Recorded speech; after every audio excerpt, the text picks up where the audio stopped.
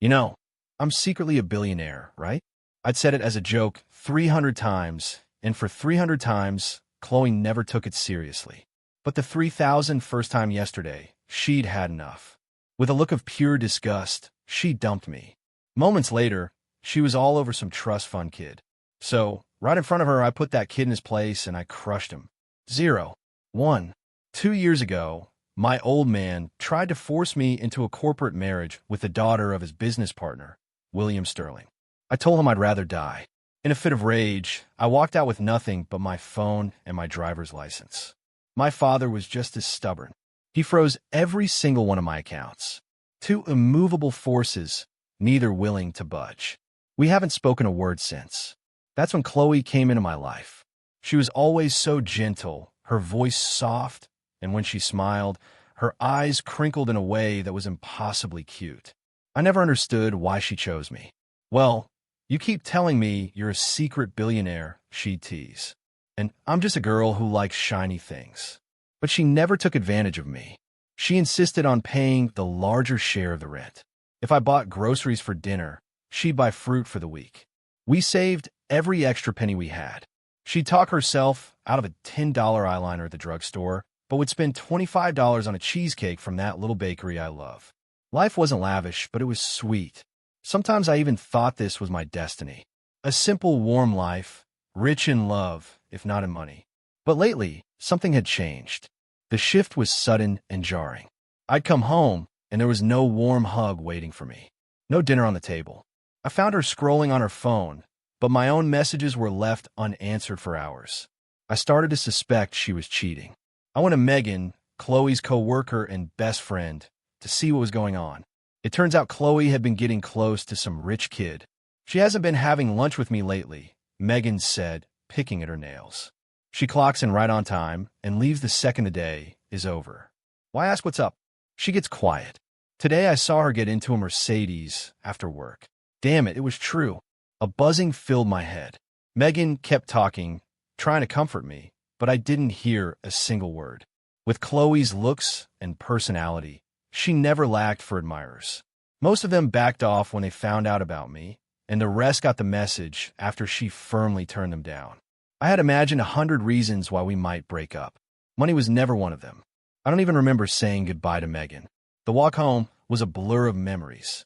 We never made grandiose promises or vows of eternal love. Our relationship was built on the quiet, steady foundation of mutual care. That, to me, was real. That was the only thing I'd ever truly wanted. And Chloe was the foundation for everything. When I opened the door to our apartment, she didn't rush into my arms like she used to. She was sitting on the couch, her smile forced and exhausted. She loved that little two-seater sofa. She used to say, "It's perfect for us. Not too big, not too small. No room for a third person." What about now? I dropped down next to her and started peeling an orange, trying to keep my voice steady. "Busy day. You just get in?" "Yeah, things are crazy at work. Just got back from pulling some overtime." Her eyes always darted away when she was lying. This time was no different. In that instant, rage flooded my brain and my voice rose without my permission. The whole office building was dark when I walked by. "Where the hell were you?"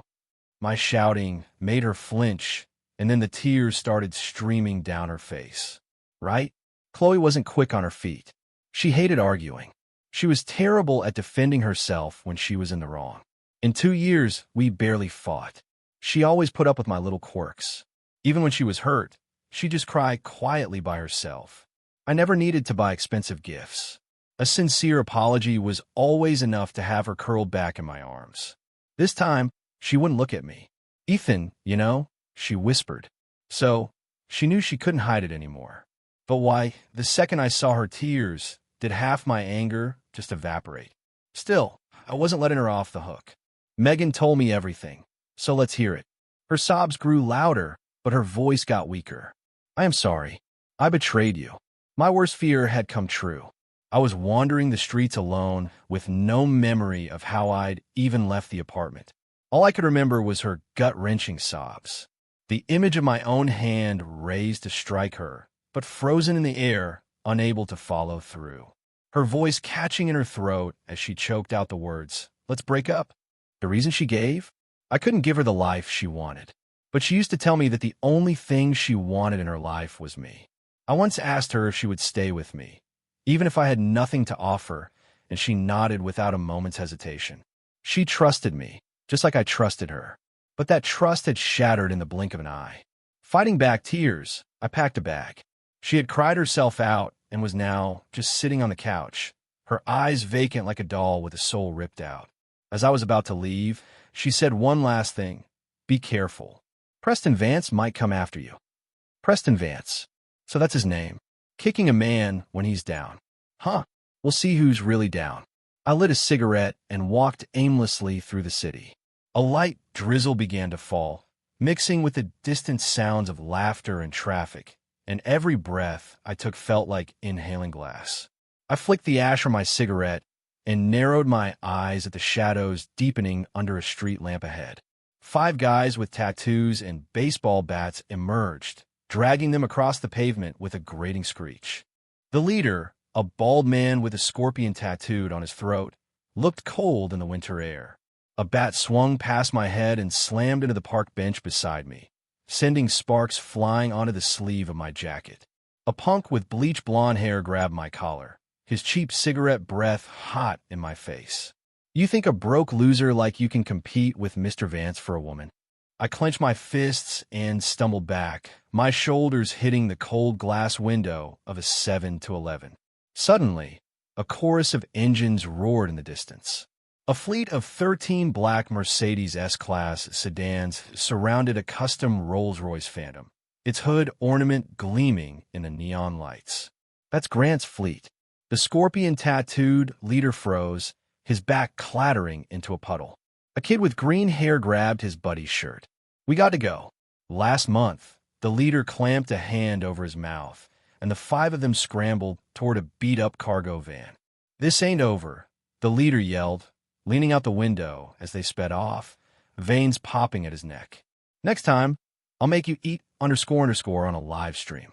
The sound of tires splashing through puddles died away. The doors of the luxury cars opened in unison, and a team of chauffeurs in black coats stepped out. They placed their white-gloved hands over the family crest on their chests and bowed a perfect 90 degrees. Welcome home, sir. Behind a glass window, the 7-Eleven clerk stood frozen, broom in hand like a statue. In an abandoned warehouse on the south side, the blonde punk was banging a wrench against a rusty oil drum. When I pushed open the creaking metal door, the 5 thugs were sitting around a portable stove eating delivery pizza. The stove was wired to a street light they'd illegally tapped into. Well, look what we have here. The delivery boy brought himself. The bald leader sneered, pointing a beer bottle at me. We let you go yesterday, and you come looking for trouble today. Maybe he's just in a hurry to eat shit. Huh. Blondie cackled, and the others joined in. You're out of luck today, punk. I kicked an empty oil drum out of my way, the smell of cheap pizza making me cough. How much does Preston Vance pay you a month? I happen to know he stiffed you on the payout for that car accident last month. The green-haired kid's slice of pizza dropped from his hand. I opened my iCloud photo library and showed them pictures of them joyriding in one of Preston's sports cars. If Preston were to see these, who do you think you're scaring? Blondie scraped his wrench across the greasy table. 3 of them started to surround me, the stench of stale smoke and pepperoni closing in. Before they could get close, the doors of several cars parked inside the warehouse flew open. 20 men in immaculate suits and white gloves emerged, instantly surrounding the 5 thugs. These are my security detail. The thug's eyes went wide, darting around in panic. Did you really think I was just Chloe's boyfriend? One of my men brought over the only clean chair in the place, wiped it down, and gestured for me to sit. My father is the man you work for. Now, are we ready to talk? Talk. Blondie's eyes were filled with terror. Whatever you want to talk about, sir. I tossed 5 employment contracts onto the table. 50 grand a month, full benefits. Your job is to keep being Preston Vance's loyal dogs. They stared at the Grant Corporation logo on the letterhead, their Adam's apples bobbing in unison. But from now on, I said, taking their phones and dropping them into a bucket of greasy water, you show me your text exchanges with him first. Mr. Grant, Blondie said, his tone now dripping with respect. Preston just took Chloe to the Pinnacle Club for dinner. Preston's hand was just starting to slide around Chloe's waist when I kicked the door to their private suite open. The crystal chandelier overhead swayed, knocking his gold-rimmed glasses as he tightened his grip on Chloe and sneered. Well, looks like the delivery boy got the wrong address. A small strawberry-shaped barrette, one-eyed haggled for at a street fair last year down to $5, fell from Chloe's hair. She instinctively tried to bend down and pick it up, but Preston stepped on the hem of her dress. Look closely, Ethan. This is how it is now. She kneels to pour my wine. I grabbed the ice bucket from the table and dumped it over a platter of imported A5 Wagyu, sending blood-tinged water and ice cubes flooding over Preston's alligator skin shoes. He jumped up, shoving Chloe away. You little bastard. I'm going to have you carried out of here tonight. He paused, a cruel smirk spreading across his face. You know what? I just thought of something fun. You crawl between my legs and lick my shoes in front of Chloe, and I'll pay for her dad's medical bills. So that was it. Chloe had a reason. Before I could process it, he started chuckling to himself. Perfect. Just perfect. I want everyone to see what happens when you try to take my woman. His hand snaked out toward Chloe's chest. Let's see just how far she'll go to protect her dignity. Chloe cried out, covering herself as she stumbled backward. You were saying something about teaching me a lesson. This is it. I laughed. Pretty pathetic, don't you think? Oh, you got some nerve, kid, he said, pulling out his phone. He made a call, taunting me between words. But not much. You need to understand something. For a man, being broke is the original sin. And your woman? She ends up on her knees for someone else. Chloe, ever worried about me, ran over and tried to pull me away. Ethan, we're broken up. Please just leave. Not so fast, I said, gesturing for her to sit down and watch the show. I want to see what Mr. Vance has in store for me. Stop it, please. I'm begging you. Chloe's voice was thick with tears. His guys will be here any minute. They'll kill you. Too late, Preston said, waggling his phone. They're on their way. You heard him. You have to go. Chloe was frantic, tears welling in her eyes. Preston himself said he wants to show everyone what happens when they mess with him. I'm excited to find out, I said, patting her hand. Don't worry, I'll be fine. All right. Preston swirled the red wine in his glass. Tough talk. I can't wait to pull your teeth out one by one. The door opened, but it was Megan who walked in. She didn't even glance in our direction. Instead, she sashayed over to Preston with a seductive smile. Having a bad day, Preston? How about I liven things up for you? Preston's face twisted into a lecherous grin. Why don't you get on your knees right here and give everyone a little show? He then pointed at Chloe. And later tonight, when you're crying under me, I'll be sure to film it for Ethan. Got to satisfy his little cuckold fantasy. You son of a... I shot to my feet, my chest heaving. I hurled a bottle of wine at his head. He ducked, and it shattered against the wall behind him. Glass shards and red wine sprayed across him. And Megan, I couldn't believe it. In just 2 years, the privileged circle I had worked so hard to clean up had devolved into this kind of depravity. And this punk, who wasn't even worthy of shining my shoes back then, was now running his mouth in front of me. Megan yelped, ignoring herself to frantically dab at Preston's suit with a napkin. Preston shot out of his chair, slapping her hand away. What the hell are you doing? In a minute, this bastard is going to be licking it clean. Chloe was sobbing, desperately holding me back, begging me not to do anything rash. I let her pull me back into my seat and lit a cigarette. Fina, we'll wait. The door was kicked open again, and the thugs we met earlier stormed in. Blondie's eyes scanned the room. Who's the genius who decided to mess with Mr. Vance? It's him, Ethan. Megan, suddenly emboldened, pointed at me. Kill him. The word was barely out of her mouth before a loud smack echoed through the room. Preston had backhanded her across the face. Who gave you permission to speak? You _. Megan's bravado vanished. She clutched her cheek and retreated to a corner, her eyes flashing with hatred before she looked down at the floor. Lock the door, Preston commanded, sinking back into his chair and propping his feet up. So, Ethan, not so tough now, are you? Show me some of that fire from before. Otherwise, this is going to be really boring. I glanced at Blondie. You heard him. We need to make this interesting for Mr. Vance. Got it.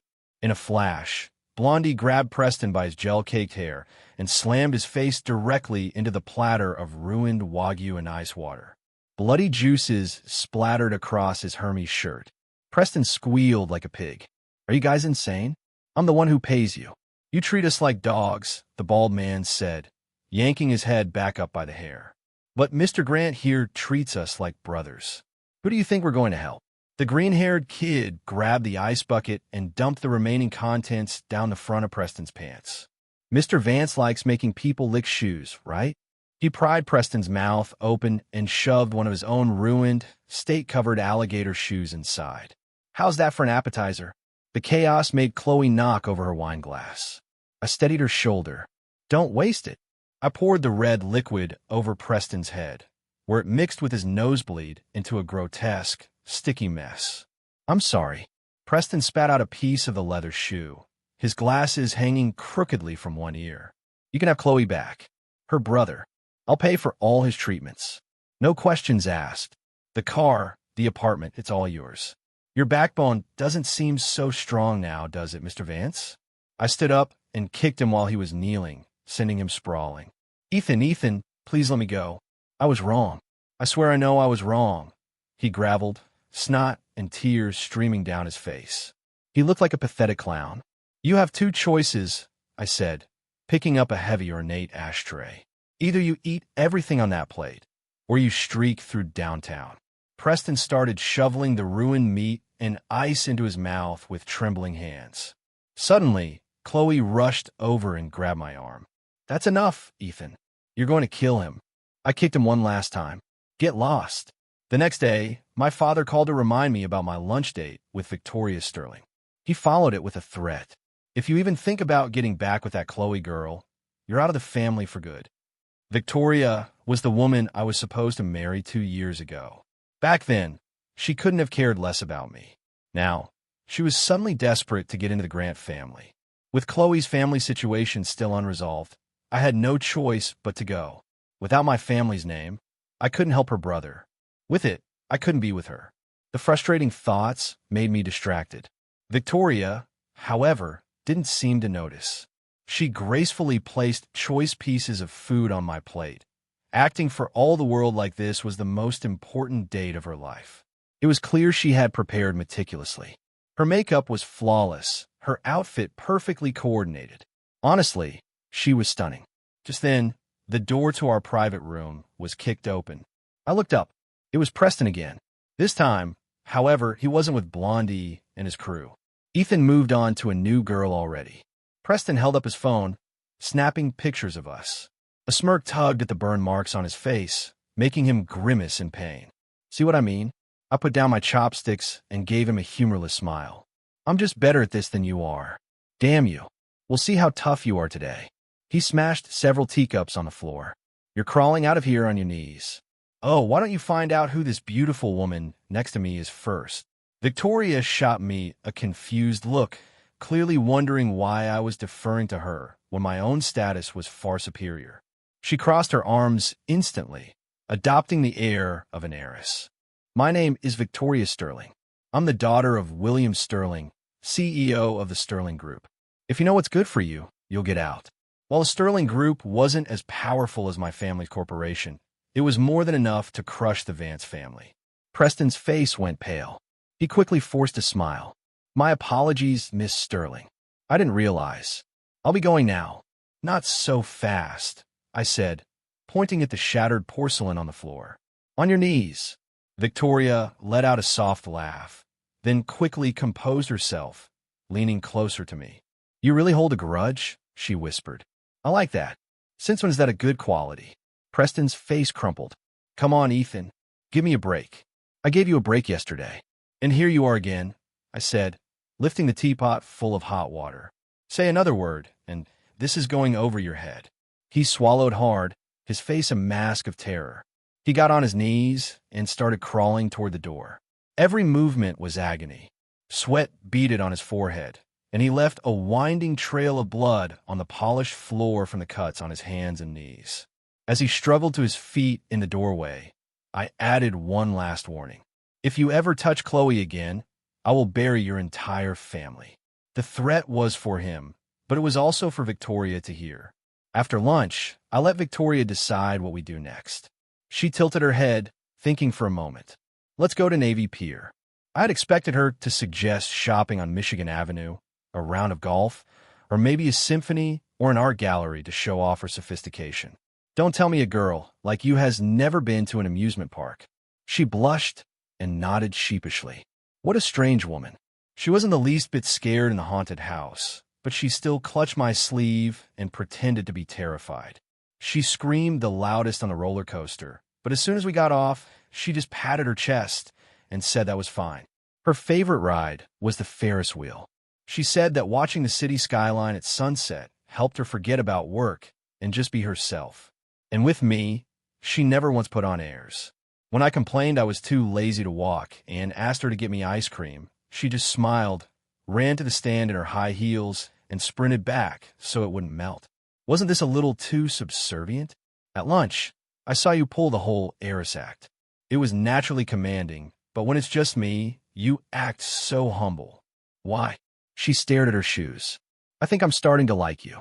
Cut the crap, I said, losing my patience. We're not kids. Tell me the truth, or I'm leaving. That is the truth, she said, her voice firm. It's just not the whole truth. After a long silence, she finally told me her family's company was on the verge of collapse. Their cash flow was a disaster, and her father was pinning all his hopes on her getting engaged to me so my father would inject capital into their business.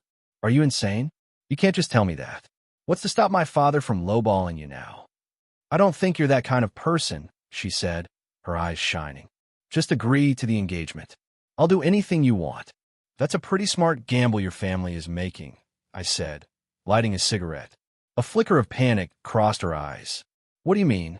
If I don't tell my father, your family will think I'm trustworthy and decent.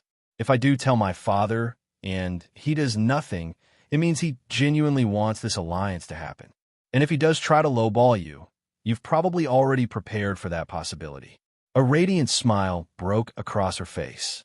Now I like you even more. What am I going to do? I slowly exhaled a plume of smoke, saying nothing. The setting sun cast a warm red glow over the two of us on the park bench, creating a scene that looked deceptively romantic. But what about my Chloe? That night, my phone rang. It was Blondie. Mr. Grant, some guy pretending to be a delivery driver, tricked Chloe into opening her door. He tried to drag her out. I shot up in bed. And you told us to stick close by, he said, not forgetting to take credit. We rescued her. We're taking her somewhere safe now. I pulled back the curtains and looked down at the fleet of armored cars on standby 24/7. Double everyone's bonus, I said, my throat tight. Put her on the phone. I heard the rustle of clothing and then Chloe's voice, trembling but controlled. I'm okay. I have a safe house prepared for you. Go there for now. By tomorrow, this will all be over. Okay, she paused. You be safe. The next morning, my family's chief of staff presented me with a complete dossier of the Vance Corporation's criminal activities. Don't overdo it. We don't want people saying we're bullying them. My father had warned me as I walked down the hospital corridor. I had to smile at that. I never thought my old man would go soft in his old age. I pushed open a hospital room door and walked straight in. You must be Chloe's brother. The young man on the bed was pale, but when he saw me, he struggled to sit up, his face contorted with rage. Preston, Vance, I wouldn't take a dime from you if I were dying. I smiled and glanced at Blondie, who was standing behind me. What did you guys do to him? Well, Blondie scratched his head, looking embarrassed. Before Mr. Vance had us, he threatened him a little. I didn't need the details. I knew what kind of slime Preston was. I'm not Preston Vance, I said, pulling out my phone and showing Chloe's brother a video. He's the one who likes drinking ruined steak juice. Not me. Then who are you? He asked, his eyes full of confusion. I am a Tangent. Oh, so you're the one. My future brother-in-law, he said, making a mock formal bow. He caught on quick. This kid had a future. I handed him a debit card. Use this. If it's not enough, just let me know. He immediately tried to refuse. No, I can't. My sister said I can't take your money. She's afraid she can't pay you back. Your sister listens to me. Are you saying you won't? I pressed the card into his hand. "I'm about to go." "Thank you, man." At the door, I turned back. "By the way, don't tell your sister I was here." "What about the money?" "Make something up." When I stormed into the Vance estate with a dozen of my security guards, Megan was being pinned to a leather sofa by Preston.